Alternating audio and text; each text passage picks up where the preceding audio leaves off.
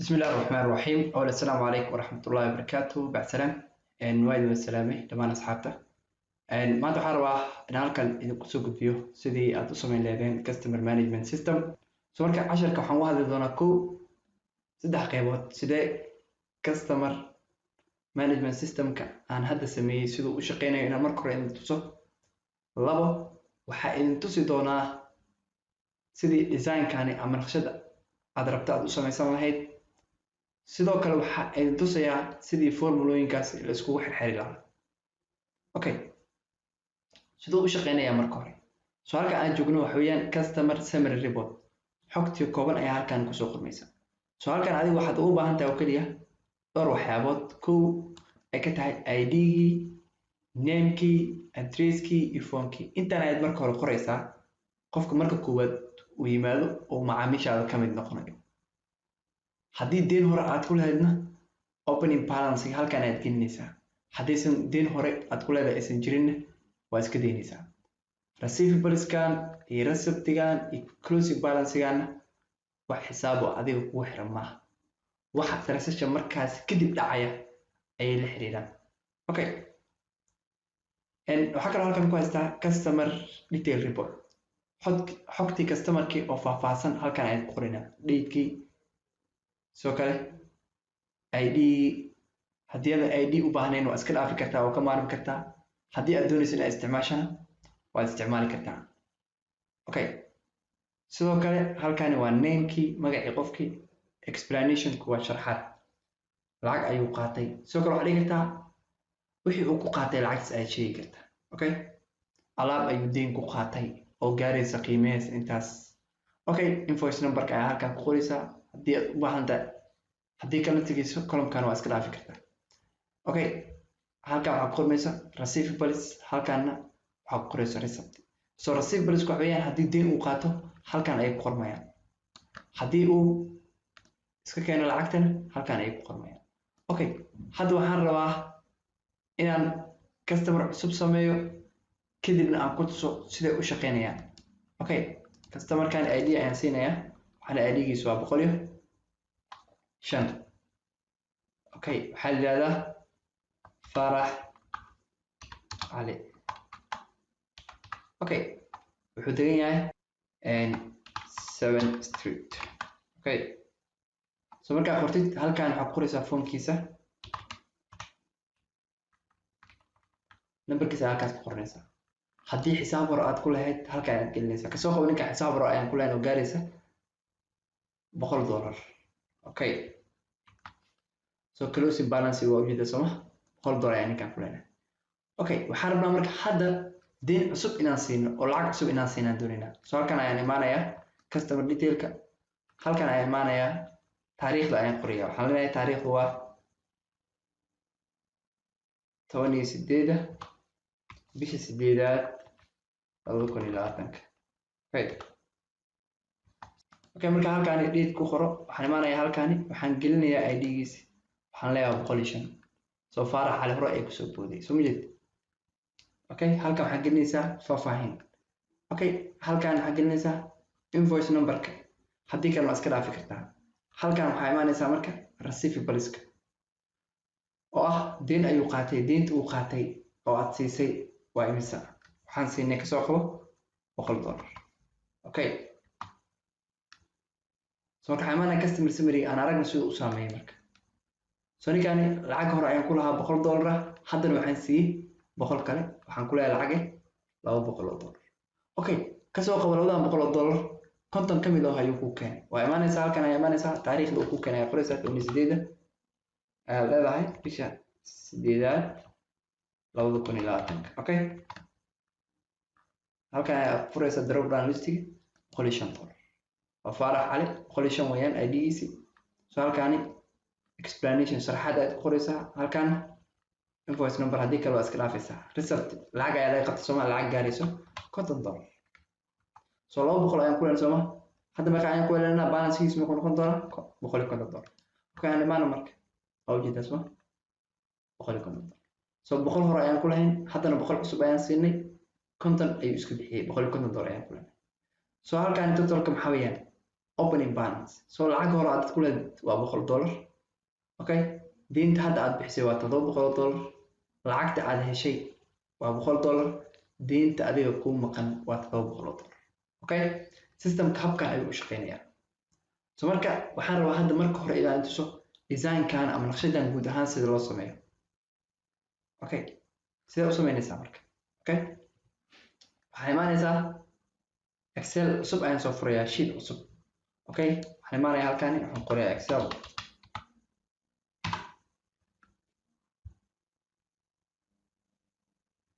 marka soo kaco blank waa la ku dhufanayaa. So waa kana inta wax sameynin ka hor horta waxaan sameyn doonaa waan save gareynayaa. Okay, halkan ila dhiga ayaan leeyahay. Waxay u qoraysaa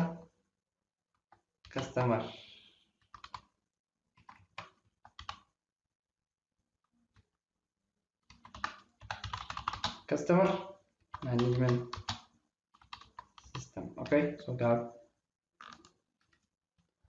so save gareysay. Okay, marka maxaan sameynayaa halkan ayaan ka bilaabayaa sheetka ay qoran tahay laba mar ayaan click siinayaa. waxaan ku qorayaa customer summary.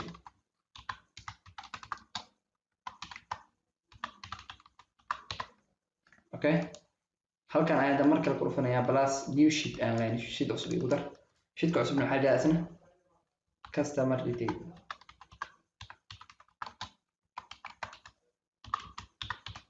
So marka intaad sameysid maxaa kaloo sameynaysaa marka waxaa imaanaysaa sheetkan customer summary aad imaanaysaa.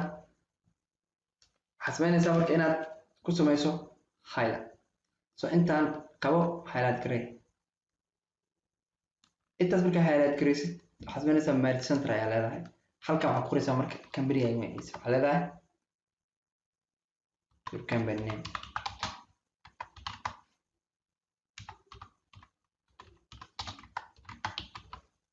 So company magaciisa ku qortid. Okay, farta iyo qorxi fontiga imaam Algerian ka dhig 12 ka dhig.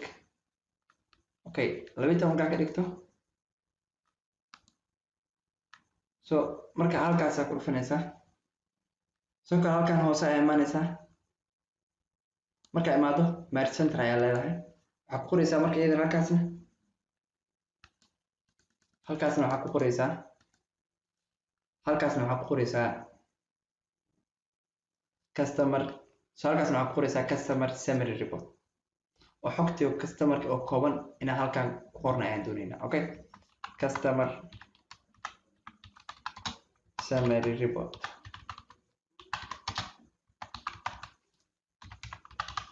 So markaas inta sameysid halkan waxaad ku qoraysaa name.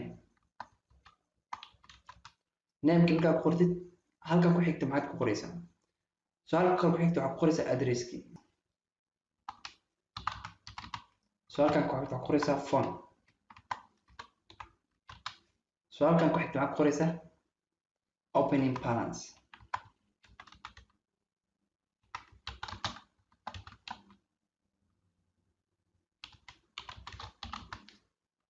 So halkan ku xigta waxaad ku qoraysaa receivables.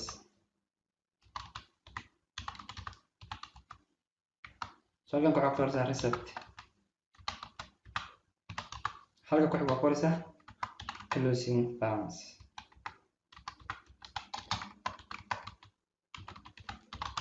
So marka intaas sameysid wax kale ma sameynaysid. waxay imaanaysaa halkaani magaca halkiis waa weyneynaysaa. Okay, column-ka korkiisa ee flash madow kusoo muuqata isaas u jiidaysaa. Okay, address-kan soo kale phone-ka soo kale.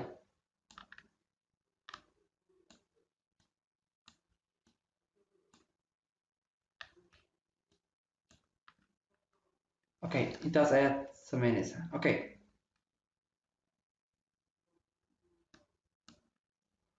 Okay, halkan ayaa imaanaysaa your company name. hadda qurxintii aan rabaa inaan qurxiyo. Okay, halkan ayaa imaanaya black ka dhigaan leeyahay. halkan farta cadaan ka dhigaan leeyahay. Okay, halkan ayaan furayaa fontiga Algerian ka dhigaan leeyahay. Okay, halka hoose ayaa imaanaya farta waxaan leeyahay xogo ka dhig customer report-ka cadaan ka dhig. soo kalena iyo weynee. Okay, marka halkaas soo tago halkan ayaan imaanayaa. intaas waxaa la gareynaya anoo left click siinaya. Okay, hoosna u soo jiidaya. marka waxaan sameynayaa waxaan imaanayaa halkan ku qoran tahay insert, dan waxaan ka dooranayaa table, dan waxaan my table has headers, tigta saar, dan waxaan leedahay okay. So intaas markaa sameysid maxaa kaloo sameynaysaa marka waxaad sameynaysaa halkan ayaad click ku nameka ayaad click ku siinaysaa, dan waxaa imaanaysaa design. So naqshadan anigu jeclahay naqshadan ayaan ka dooranaya. Okay, so ujeedaan soo customer summary report-ka designkiisu wuu diyaarsan yahay. Okay, halkan waxaa imaanayaa total row halkay ku qoran tahay ayaan tigta saaranayaa.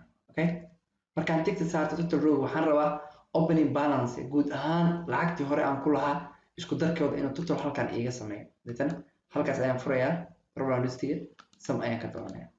halkan waxaan rabaa guud ahaan deynta aan macaamiishay siiyay totalkooda in halkan iga yimaado. deetana waxaan leeyahay sum. halkan waxaan rabaa lacagta ay keenay guud ahaan inaan ogaado, halkan ayaan sum dhacayaa. hadda lacagta iga maqan guud ahaan waa imisa totalkeedu, halkan ayaan waxaan leeyahay doonaa sum. Okay, so inta markaad tagtid godkan keligiisa qabo, highlight garee, waxaa u sameysaa asigu calaamad gaar ah aad ku aqoonsatid. Okay, waa ujeedaa. So marka designka customer summary report sidan ayuu ugu diyaarsan yahay. waxaan imaanayaa marka customer detail designkiisa ayaan isna diyaarinaya, waa sidiisi lamida. So waxaan leeyahay left click ayaan taabanaya iyo highlight garee. Okay, ilaa iyo F. Okay, merge center aan leeyahay, waxaan ku qorayaa halkan your company name.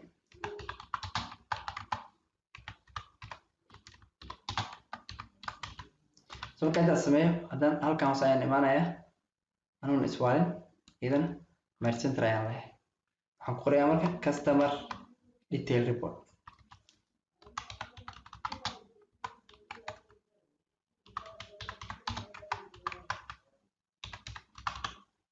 Okay, so halkan ayaan imaanayaa waxaan ku qorayaa date-kii.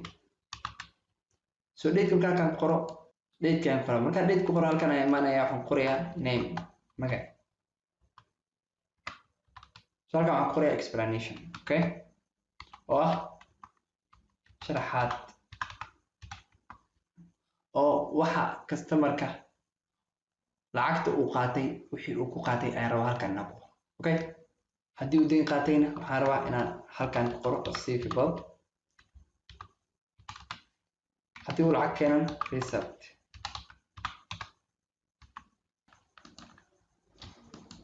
Okay, marka intaas sameeyo waxaan sameynayaa waxaan bilaabayaa inaan qurxiyo. marka waxaan imaanayaa halkan ay qoran tahay company, farta waxaan leeyahay Algerian ka dhig, 12 iga dhig, halkani madow iga dhig, fartana cadaan ka dhig.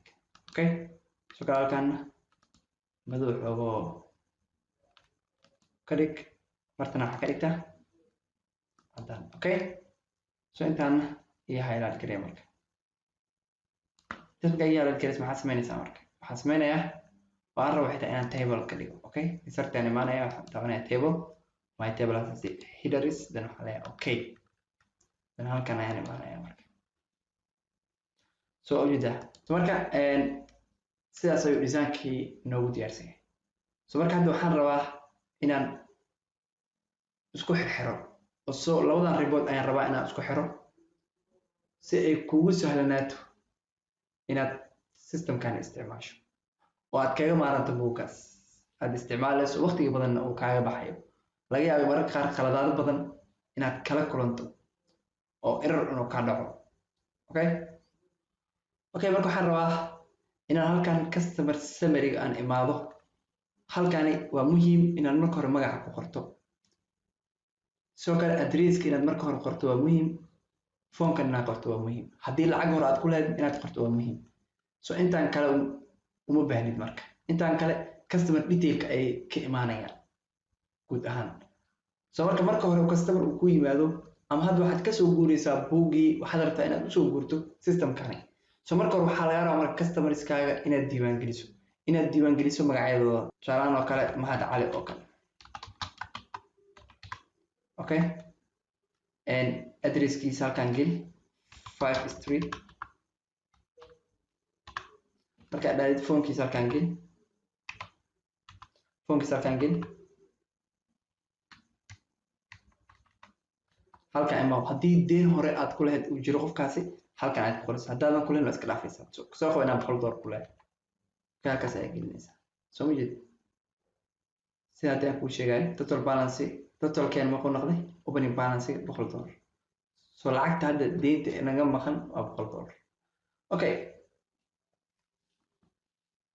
marka sidaas aad samaynaysaa laakiin marka waxaan rabaa oo muhiimka waxay tahay qofkan hadduu jiro sidaas aad u taxaysaa oo kulli sidaas ayaad u wada qoraysaa okay marka hore bilowga intaas markaa samays kadib soo marka waxaan rabaa halkaan inaan imaado receivables-ka soo halkaan receivables-ka ay ku qoran tahay waxaan doonayaa in customer alla markii aan customer deyn aan siiyo ayaan customer detailka aan ku qori doono xogtaas waxaan rabaa si automatically halkaan inay imaado deyn kastoo aan siiyo Mahad Cali waxaan rabaa halkaan inay imaado waxaan dhihi doonaa equal sum ayaan dooran doonaa sum if ayaan dhihi doonaa click ayaan ku siin markaan click ku siiyo wuxuu iga rabaa range muxuu noqonayaa so range wuxuu noqonayaa customer detailka wuxuu noqonayaa halkay ku qoran tahay name-ka so halkaan ay imaanaysaa waxaa leedahay dhitana comma wuxuu ku weydiinayaa waxa weeyaan criteria aad isticmaalaysa maxay tahay so criteria isticmaalayna waxa weeyaan halkaan name-ka ayaad haddana dooranaysaa dan waxaa leedahay comma marka comma dhacda kadib maxaa samaynaysaa marka waxaa samaynaysaa wuxuu ku weydiinayaa same range godka aan iskuga soo dardarayo waa godkii soo godkaani receivables iskuga soo dardaraan leeyahay dan waxaan dhihi doonaa control enter soo ujeedan sooma waxaan imaanayaa sidiisa lamid ah receptiga haddii uu Mahad Cali lacag iska bixiyo waxaan rabaa si automatically halkaan inay u imaado so waxaa dhihi doontaa equal sum if bracket for so range ayuu kaa rabaa sida hadda oo kale customer detailka imaam name-ki ka dooro dan waxaa dhihi doontaa comma dan waxaa imaan doontaa halka ay ku qoran tahay and customer summary waxaa ka dooran doontaa ida name-ki comma ayaa leedahay dan waxaa imaanaysaa wuxuu ka rabaa same range godka isku dardaraa waa godkaan recipe isku soo dardara ayaa leedahay dan waxaa leedahay control sidiisa lamid ah godka recipe-ga uu isku soo so Mahad Cali mar alla markii uu deyn qaatan halkaan ay kusoo qormaysaa mar alla markuu iska keeno halkaan ay kusoo qormaysaa closing balance wuxuu noqon doonaa equal ayaa leedahay so lacagta haraaga hadda lagu leeyahay waa imisa waxaa dhihi doontaa balance lacagtii hore lagu lahaa waxaa ku dartaa receivables deynta hadda uu qaatay waxaa ka jirtaa receipt oo ah lacagtu iska bixiyay dan waxaa dhihi doontaa enter okay so marka customer summary report sidaas ayuu kugu diyaarsan yahay okay hadda kadib uma baahnid marka inaad xisaabo gelgeliso kali waa imaanaysaa customer cusub waa soo maaha magaciisa qoranaysaa kaliya Faarax geedi oo kale meeshuu degan yahay qoraysaa 6 street oo kale leedahay numberkiisa halkaan geli okay halkaan markaa ku qortid haddii deyn hore ku leedahay halkaan geli intaan kale waa iska dhaafaysaa marka waxay imaanaysaa marka halkaan ku qortaa customer detailka ayaan imaanayaa marka fiiri customer detail report markaan imaado halkaan waa date-kii wax uma baahni halkaan waxaan rabaa name magaci waxaan rabaa marka magaca halkaan igu qoran inaan u sameeyo drop down list oo aan halkaan keeno so customer hebel haddii uu lacag qaato si ay u sahlanaato in uu geeyo customer hebel meeshiisii marka drop down list ayaan u sameynayaa customer detail okay saan ugu sameeyo maxaan sameynayaa marka waxaan kusoo laabanayaa customer summary waxaan imaanayaa halkaan ay ku qoran tahay ayaan highlight gareynayaa so intaan ayaan highlight gareynayaa anoo taabanaya left click anoo taabanaya okay waxaan imaanayaa halkay ku qoran tahay formulas dan waxaan ka dooran doonaa define name halkaan waxaan ku qorayaa name magac uu bixiyo name ku qor dan waxaa leedahay okay already exist ayuu leeyahay so haddii aan mar sameeyey so marka names ayaan ku qoraya okay dan waxaan dhihi doonaa okay so waxaan imaan doonaa halka ay ku qoran tahay customer detail so halkaan nameska ay ku qoran tahay aan highlight garanayaa okay markaan highlight gareeyo maxaan sameynayaa marka waxaan imaanayaa data waxaan ka dooranayaa data validation so marka dad validation ka doorto meeshaan ay ku keenayaan so halkan waxaa laga yaabaa in any value ku dooran tahay so list ka door marka adiga list marka ka doorato halkan source ga imaanaysaa click ayaad ku siinaysaa then waxaa haysaa formulas use in formula ayaad ku dhufanaysaa then names ayaad click ku soo siinaysaa then waxaa leedahay okay so ujeedaa soo kulli magacyada dadka halkan ay yaalaan marka hadda waxaan rabaa mahad cali ayaan deen siiyey okay deen markaasi waxaan dhihi doonaa 10ka bisha 8aad 2020 ayaan deen siiyey waa tusaale oo keliya okay halkan ayaan imaanayaa explanation ku noqota lacag ayaan siiyey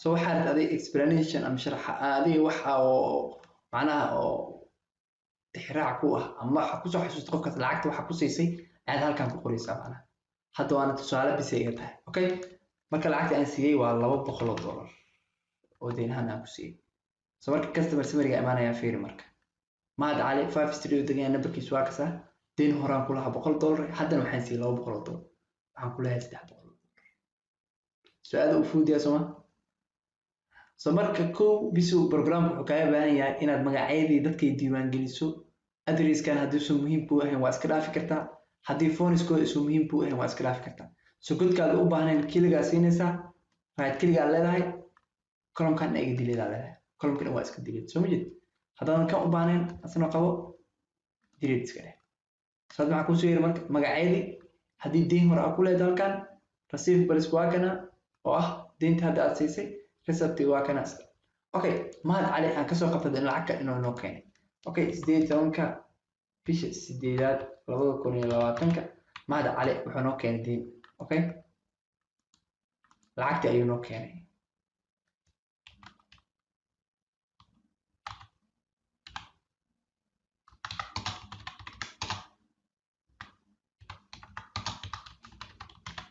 okay lacagta ayuu noo keenay ayaan leenahay waxaa maan halkan receipt-ga aan ku qoraya marka wuxuu inoo keenay qayb ka mid ah lacagtii oo ah $100 balaan aragno si uu saameynayso marka mahad cali waa ujeedaa soo mahad cali lacag hore aan ku leenahay waa $100 deen kalan siinay waa $200 saas waxay ahayd lacagta $300 wuxuu keenay $100 hadda waxaan ku leenahay $200 soo halkan dad walka daa'imaad fiiri lacagtii deemankii hore aad ku lahayd $100 ahayd deemaha cusub waa $200 lacagta lagu siiyeyna waa $100 deynta hadda ka maqan waa $200 okay system qaabkaas ay u shaqeynayaan so marka hadda rabtid inaad qof kale deyn siisid waxa la 18ka bisha 8aad 2020 customer la yiraahdo Yusuf Cali ayaan lacag siiyey so halkan explanation ku qor lacagta aad cadadkeeda inta ay tahay halkan ku qor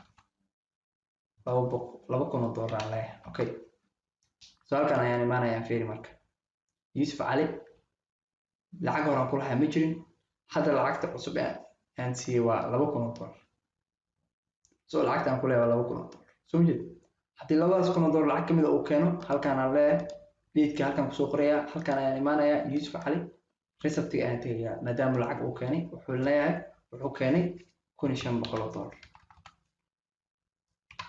so waxaa lagu leeyahay marka waa $500 soo of course yes so jeeda $500 ayuu leeyahay so system-kani qaabkaas ayuu u shaqeynayaa dan waa save karaysanaysaa marka save ayaa leedahay so marka waxaan rabaa waxyaabo kale inaan ku tuso so halkani oo flairtaas u jeedid ayaad check iska siinaysaa waxaan oo dhan way kaa qarsoomayaan sidoo kale waxyaabahani dhan waa iska saari kartaa maadaama aysan muhiim ku ahayn halkan imaa page layout-ka waxaa leedahay view grid lines ka qaad hay lines kana ka qaad okay ama se waxaad samayn kartaa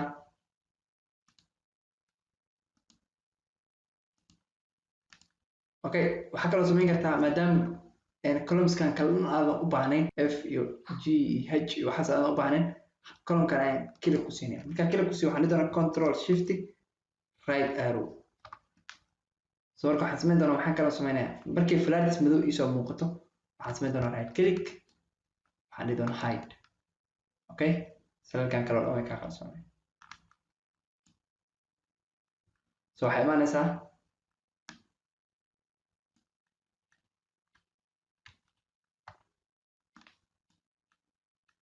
so waxay imaanaysaa halkan ay ku qoran tahay page layout ay ku dhufanaysaa grid lines kan ka qaada leedahay sidoo kale hill lines kan ka qaad so ujeedaan soo okay hadaa rabtid inaad color u yeeshidna waa u yeeli kartaa laakiin intaan ayaa kaaga filan xaqiiqdii okay customer detail kan sidoo kale maadaama column-yadan kale oo dhan aad u baahnayn f aad click ku siinaysaa control shift waxaa leedahay kadibna right arrow so markay flags hoos u jeeda ee madow ku soo muuqata right click si hide okay sidoo kale halkan waxaa imaanaysaa page layout waxaa leedahay doontaa grid lines kan ka qaad sidoo kale hill lines kan ka qaad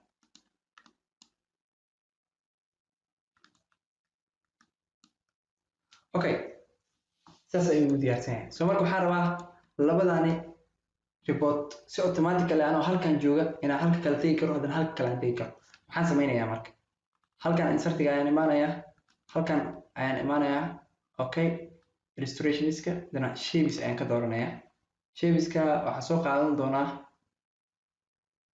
okay tan oo kale ii soo qaad halkaasna ayaan ku sawirinaya markaan ku sawirto color ayaan u yeelani waxaa imaanaya homeka color igu yeelan leeyahay color madow igu yeel marka igu yeesho color madow maxaa samaynaysaa right click ayaa leedahay link ayaa leedahay marka link dhaad halkan ayuu ku keenayaa waxaa leedahay marka waxaa ka doonaysaa place in this document okay waxaa ka doonaysaa customer detail tan waxaa leedahay okay soo kala imaanaysaa halkay ku qoran tahay customer detailka sidii sida mid ah waxaa imaanaysaa insertigi waxaa ka dooranaysaa shapeski so insertiga ayaa imaanaysaa illustrations ayaa ka dooranaysaa haddana waxaa kasii dooranaysaa shapeski okay so flatten iyo door iidan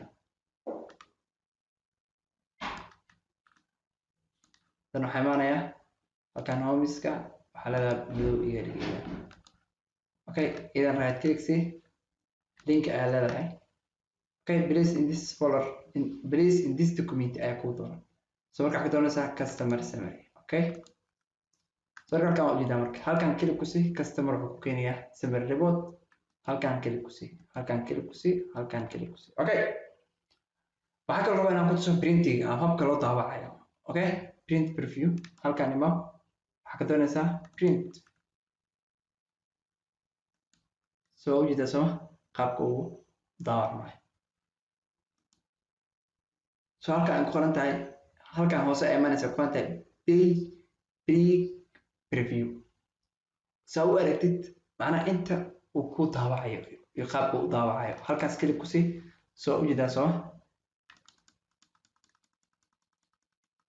macala hadda fiiri ana hadda macala falaartani uu daawacaya so falaarta maro marka inuu ka reebaa rabaa aniga soo ujeedaa hadda falaartaasi ma daawacayo so intaani calaamadan buluuga ku hareereysan ilaa korkaas ayuu daawacayaa okay sidii kale caadi igu soo laaba marka dan waxaan tagayaa print preview ayaan leeyahay saan u arko inta uu daawacayo okay landscape leh haddaa artidin sida ayay ku dhaafan kartaa portraitkeeda soo ujeedaa soo qaabkaas ayuu hadhowna kuugu daawacmaya so marka cashirkeeni ku saabsanaa customer management system halkaas ayuu iga egyahay so marka waxaa idinkula dardaarmaya maxay tahay so waxaa idinkula dardaarmaya waxay tahay excelku waa barnaamij xisaabeed xaqiiqdii systemka iyo nidaamka qofka uu rabana waa nidaam qofka uu keensanayo asigu waxaa laga yaabaa dadka qaar inay ku fikirayaan inay doonayaan inay helaan system oo ah system caadi u shaqeynaya oo database leh oo la isdhiigsanayo so system noocaas oo kale ah waxaa jiro qolooyin ku shaqeysta ee sameeya oo maxaa la yihahdaa software developers ah so runtii in system lagu sameeyaan wax yar ma ah oo wax fudud maaha waxaa laga yaabaa system yar maanta oo customer management ii sameeyada dhaadid maybe haddii lagu naxariisto in $1000 laga qaado $1000 waa markii lagu naxariisto maybe inuu ka bataa laga yaaba. So systemkan hadda idin tusayo waa system ku save gareynaya waqtigaaga. So waqti badan oo kaaga bixi lahaa inaad waxaani buug ku qorqortaa, hadhow aad soo guurisaa, wixii aad isku raadisaa, maanta dhan qalad oo kaa dhacaa, waqti badan meesha kaaga bixi lahayd waqtigaaga ayuu ku beeqaaminayaa, wuuna ku yareynayaa. runtii waxaan rajeynayaa inaad ka hesheen. haddii ay jiraan wax su-aal ahna waad isoo weydiin kartaan. waxaan isku dayayaa waqti gaar ah iyo video gaar ah inaan idinkaga soo sameeyo. so casharkeen intaas inoogu dhan yahay. wassalaamu calaykum waraxmatullaahi wabarakaatuh.